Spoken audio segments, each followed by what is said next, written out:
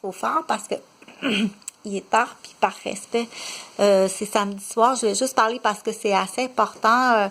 J'ai vu en fouillant, parce que c'est mon travail de... C'est une blette qu'on appelle, ou une taupe, OK? Qui existe, quelque chose d'assez spécial, qui est très peu connu, mais j'ai trouvé ça dans des vieux livres, là, en fait... puis avec un film que un enquêteur, un policier MP de Montréal m'avait présenté, là, mais quelque chose d'assez spécial, OK?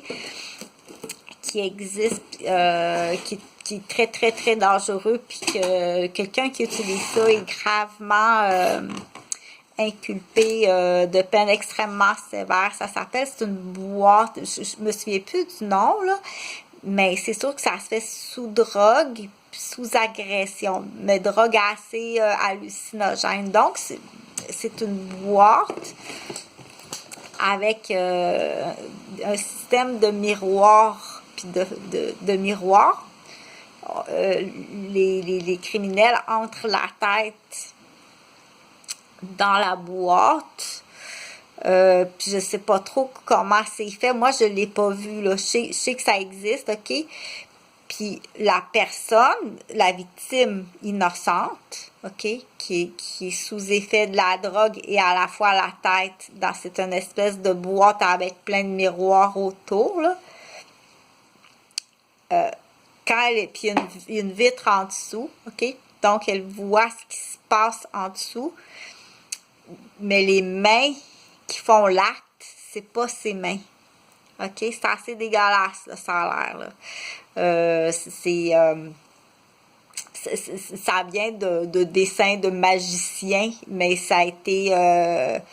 c'est là qu'on dit toute matière, produit qui tombe entre les mains du malfaiteur est dangereux. Hein? Fait qu'imagine quand on dit l'intelligence malsaine qui est entre les mains de quelqu'un qui veut...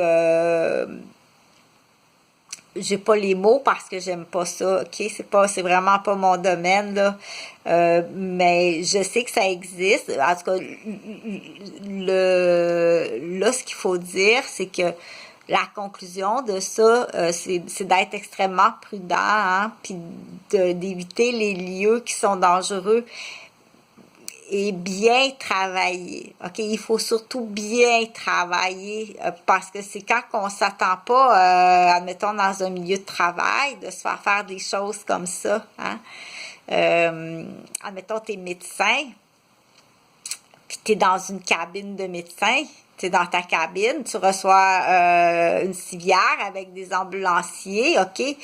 Puis la boîte les ambulanciers ont une boîte, puis ils s'installent dans la cabine avec le médecin, mais la boîte des ambulanciers, c'est pas le coffre de réanimation, c'est une boîte à miroir. Puis ils plantent le médecin là, puis